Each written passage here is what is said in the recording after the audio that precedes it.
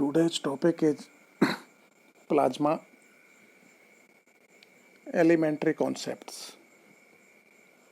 Elementary concepts about plasma. Plasma is a Greek word which means moldable substance or jelly. Irwin Langmuir first used the term plasma to describe an ionized gas in 1927. Langmuir compared the ionized gas with blood plasma as an ionized gas carries electrons and ions in a similar manner as blood plasma carries red and white corpuscles.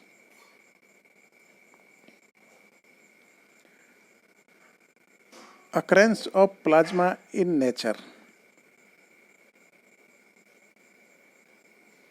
With the progress made in astrophysics during the last century, it was realized that most of the matter in the known universe exists as plasma. Stellar interiors and atmospheres, gaseous nebulas, the solar wind, the Van Allen radiation belts, certain types of comet tails, the flash of a lightning bolts, and the soft glow of aurora borealis are few examples of plasmas which occurs in nature. Our nearest star, the Sun, is a plasma phenomena. The high temperature in its interior is of the order of 10 to the power 7 degree Kelvin. This high temperature generates thermonuclear fusion reaction and keeps the entire Sun gaseous. Visible part of Sun is known as the solar atmosphere, which is divided into three layers: photosphere, chromosphere, and corona.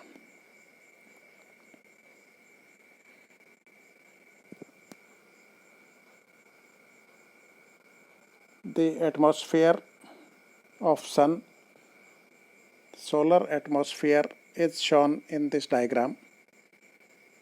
It consists three layers.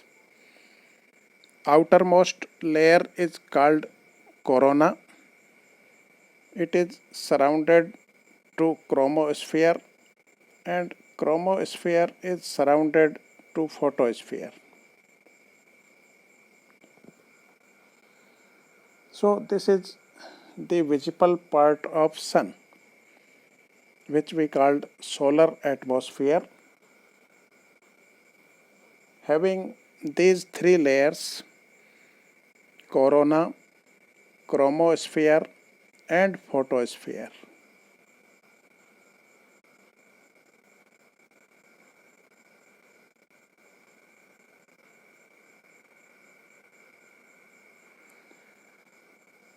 Corona is tenuous hot plasma surrounding the chromosphere, which is extending millions of kilometers into space. Sun possesses a variable magnetic field which is of the order of 10 to the power minus 4 Tesla. Sunspots are regions of relatively cooler gas where magnetic field is very high.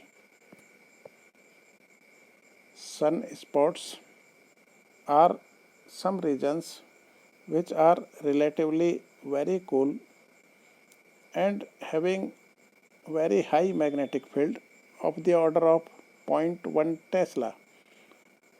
Normally the magnetic field is of the order of 10 to the power minus 4 Tesla, and this 0.1 Tesla is very high magnetic field in its comparison.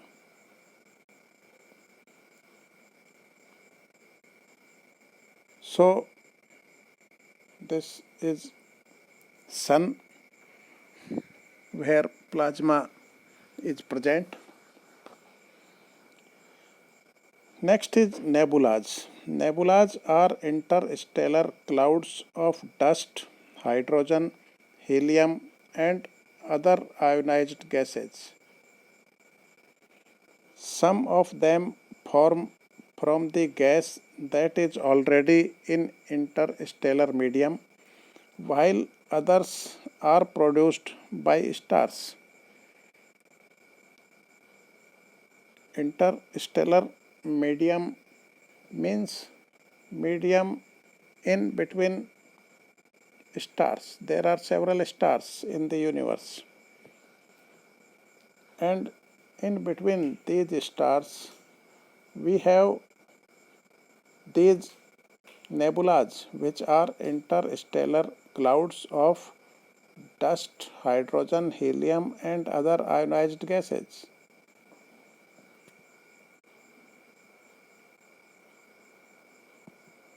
Nebula,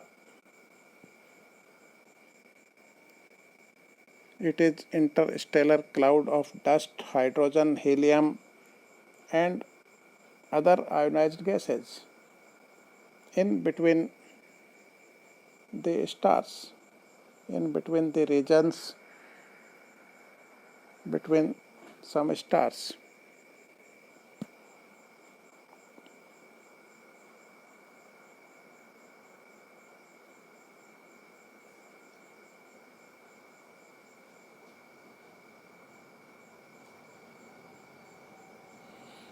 The sun's outer layer of sun is called corona, and this outer layer, that is called corona, releases a stream of charged particles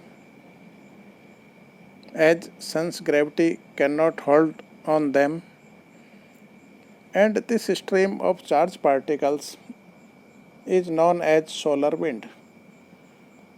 So solar wind is also plasma occurred in nature, and solar wind is a stream of charged particles, and it comes from outermost layer of atmosphere of sun, that is corona.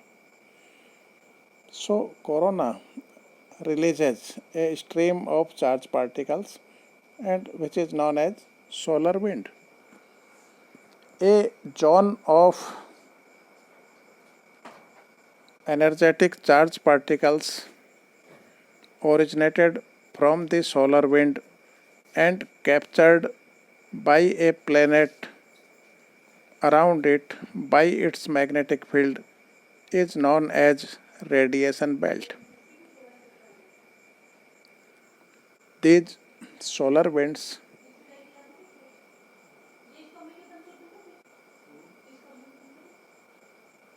comes from outermost part of the atmosphere of sun, that is corona. This corona emits some charged particles, which is solar wind, and if there is some planet like Earth,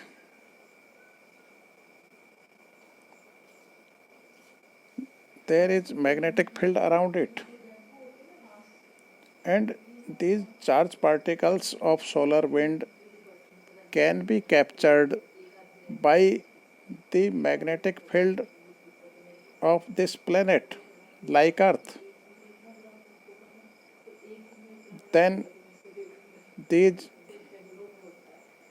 charged particles captured by magnetic field of a planet form a radiation belt around Earth. This radiation belt is Van Allen radiation belt.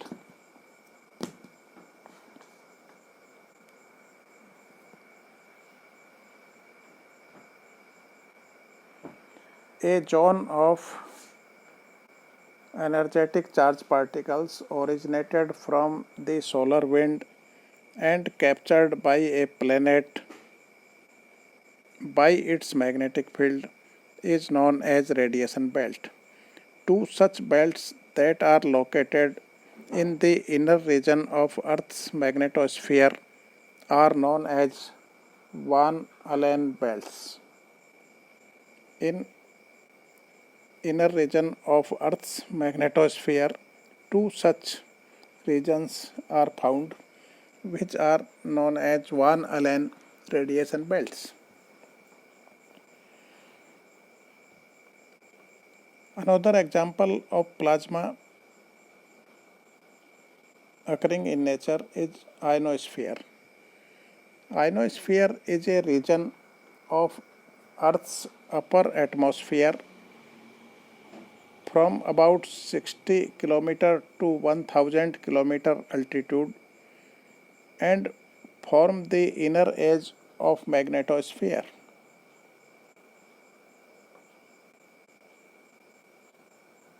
In this region, there exist different layers, ionized layers, named as D, E and F layers, which are ionized by solar radiation, and these layers are found useful for the propagation of radio waves.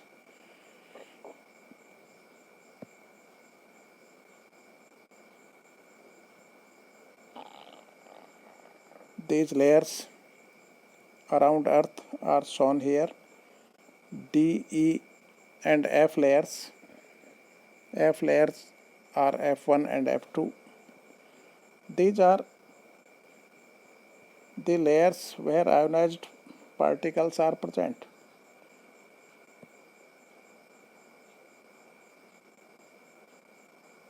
And this is in ionosphere of Earth, which is between 60 km to 1000 km altitude.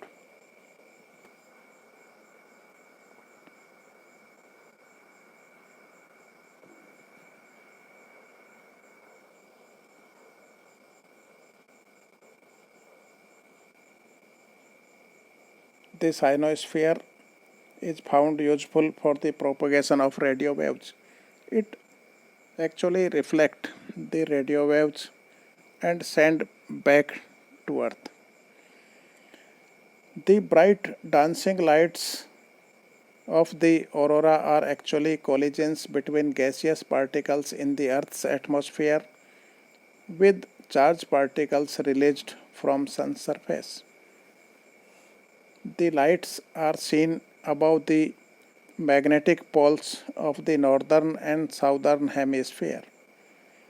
They are known as aurora borealis in the north and aurora australis in the south. In the north,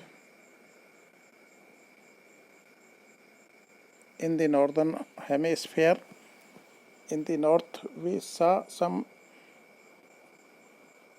bright, some lights are seen,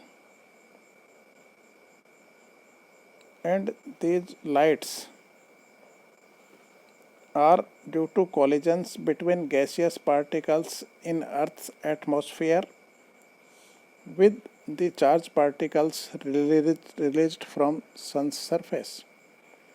So this light is shown, and this light is known as aurora borealis in north and aurora australis in south of the Earth.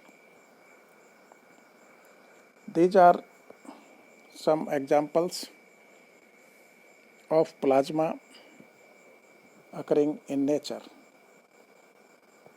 Now we define plasma. Plasma, roughly we called it as an ionized gas, but each ionized gas cannot be a plasma. So we define plasma. What is plasma? In an ionized gas, molecules get dissociated and electron positively charged particles, that are ions, and electron and ion pairs are produced. If a molecule gets dissociated, an electron emitted from it and a positively charged ion remains. So, if an electron is produced, a positively charged ion is also produced. Hence, we say that if a molecule gets dissociated, electron ion pair is produced. Plasma is an ionized gas, usually treated as fourth state of matter. However, any ionized gas cannot be called plasma. Plasma may be defined as, we can define plasma as a quasi-neutral gas consisting of charged particles. Charged particles are electrons and positively charged ions. This quasi-neutral gas, which consists electrons and ions and which exhibit collective behavior, that is called plasma. Here there are two terms, quasi-neutral gas and other is collective behavior. So plasma is a quasi-neutral gas which consists electrons and positively charged ions and which exhibit collective behavior. Then only we can call it as plasma. Quasi-neutrality means for dimensions greater than a particular dimension, its overall charge is zero. And collective behavior means the motion of charged particles must depend not only on the local conditions but on the state of the plasma in the remote regions as well. In plasma, motion of charged particles gives rise to electric and magnetic fields which affect the motion of other charged particles far away. If a charged particle is moving, whether it is electron or positively charged ion, it will produce electric and magnetic field. So in plasma, there are large number of electrons and positively charged particles, that are ions. When they move, they will produce electric and magnetic field. And this will affect the other charged particles which are far away from these particles. So we define plasma as a quasi-neutral gas which exhibit collective behavior.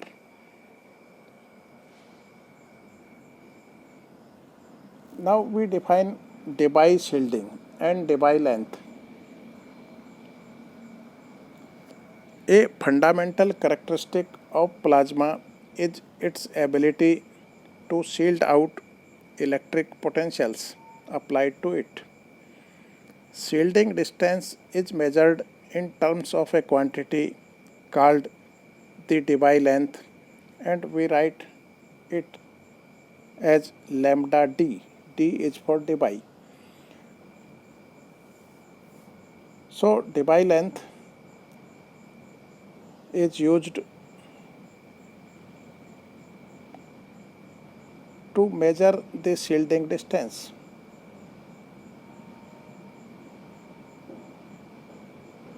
because plasma has ability to shield out electric potentials which is applied to it, and this shielding distance is measured in terms of lambda d, Debye length. If we try to put an electric field inside a plasma by inserting two charged balls connected to a battery, see in this figure, this is plasma and there are two charged balls which are connected to battery. One is connected with negative terminal of battery and the other is connected to positive terminal of the battery. So one ball is at positive potential and other ball is at negative potential. If we put these two balls, one is at negative potential and other is at positive potential, then what happened? If we try to put an electric field inside a plasma by inserting two charged balls connected to a battery, the balls would attract particles of opposite charge. The ball at negative potential, it will attract positively charged ions, and the other ball which is at positive potential, it will attract negatively charged particles that are electrons. And almost immediately a cloud of ions would surround the negative ball and a cloud of electrons would surround the positive ball. At very low temperature, if we assume no thermal motions, there would be just as many charges in the cloud as in the ball. If temperature is very low, the charge in the ball is equal to the opposite charge outside it, which form the cloud, and hence the potential becomes zero. Then we call that this shielding would be perfect and no electric field will be present in the body of plasma outside the clouds. For finite temperature, the particles near the edge of cloud may escape due to thermal energy, that is kT. If we have some finite temperature, that is capital T, then thermal energy is kT. K is Boltzmann constant. Due to this thermal energy kT, the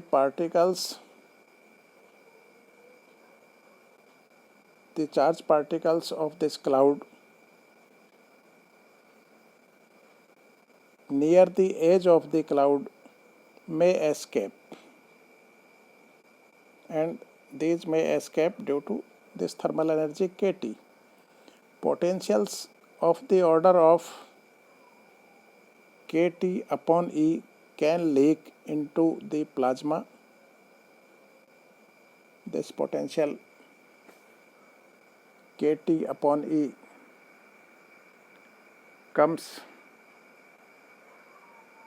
from the relation if we equate this thermal energy kT equal to the potential energy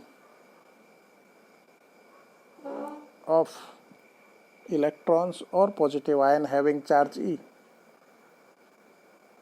If potential is V, then potential energy will be EV, and if we put kT equal to EV, which gives this potential V equal to kT upon E, then this potential kT upon E can leak into the plasma and cause finite electric field to exist there.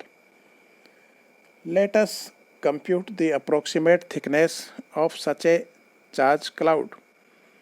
Consider the potential phi on the plane x equal to 0 is held at a value phi 0. As shown in this figure, at x equal to 0, this is the x-axis, and at x equal to 0 we have potential phi as maximum equal to phi 0. As the mass of electron small m is very small as compared to the mass of ion that we write as capital M, mass of electron small m is very small in comparison to mass of ion capital M. So motion of ions may be neglected as compared to that of electrons. So we neglect here the motion of ions because those are very heavier in comparison to electrons. Now we write Poisson's equation, which is del square phi equal to minus rho upon epsilon 0. We write potential as phi. Then according to Poisson's equations, we have del square phi equal to minus rho upon epsilon 0.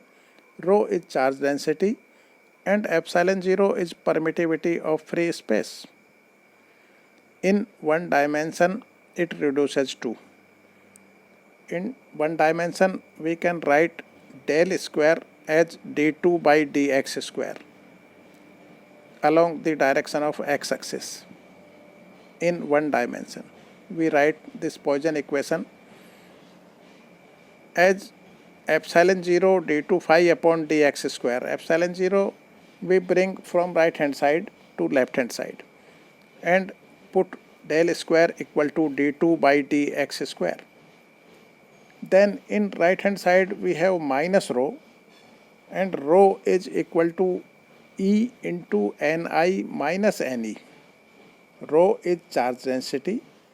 For ions it is ENi, and for electrons it is minus ENi.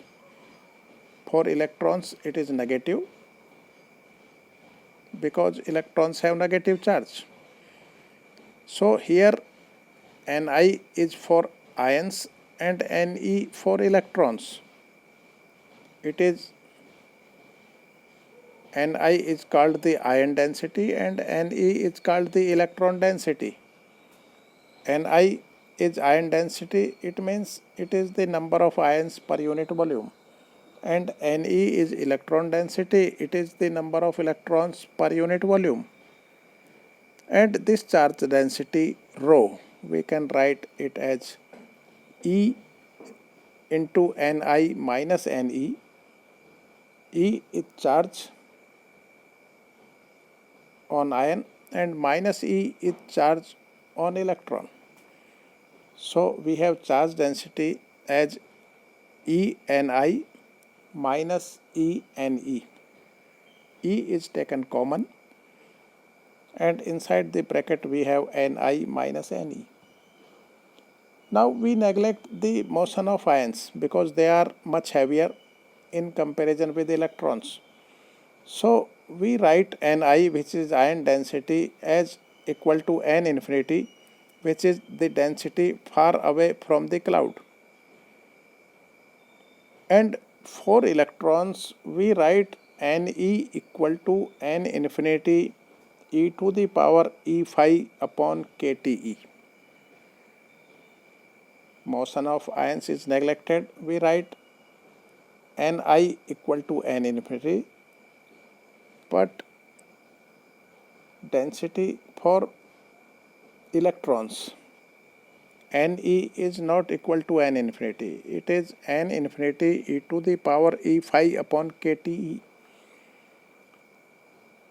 E to the power E phi upon kTe comes from the factor e to the power minus E upon kt.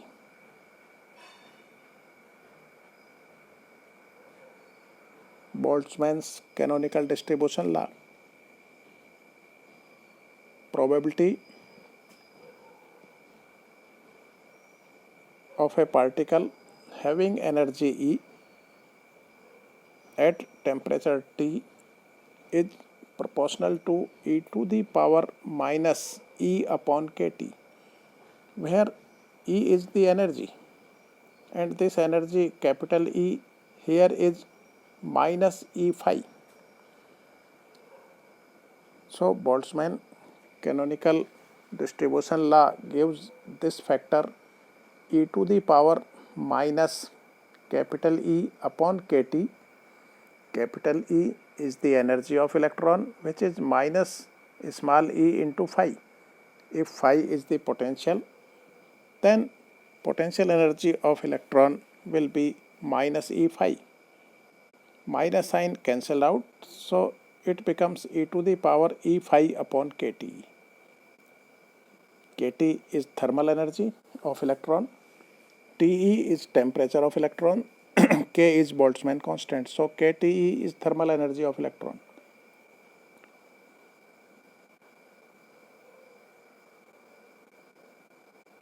Substituting the values of Ni and Ne from equations 2 and 3 in equation 1, we get epsilon 0 d2 phi upon dx square equal to minus E n infinity minus n infinity e to the power E phi upon kT. Take n infinity as common. We see this right hand side equal to E n infinity e to the power E phi upon kT minus 1. Take minus sign also common. In the region where temperature is large enough so that E phi upon kT is much less than 1. If temperature is large, Te is large compared to E phi upon k, or E phi upon kT is much less than 1, then by expanding the exponential in a Taylor series we have.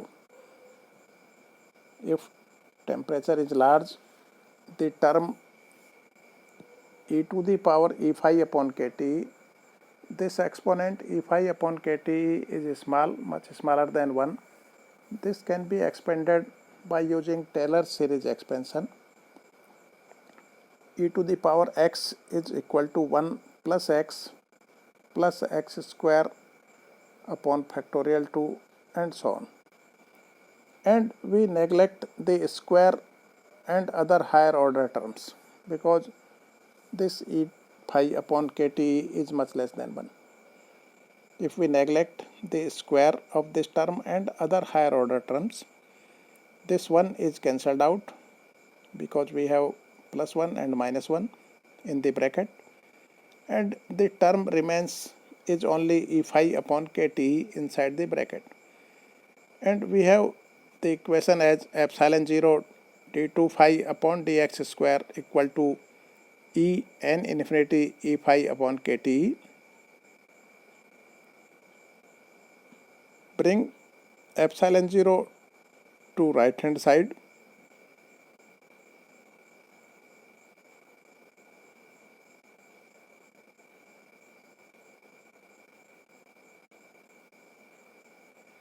And we write n for n infinity. Then we have d2 phi upon dx square equal to n E square upon epsilon 0 kT into phi. In right hand side we have a term with phi, and in left hand side we have 2 times differentiation of phi with x.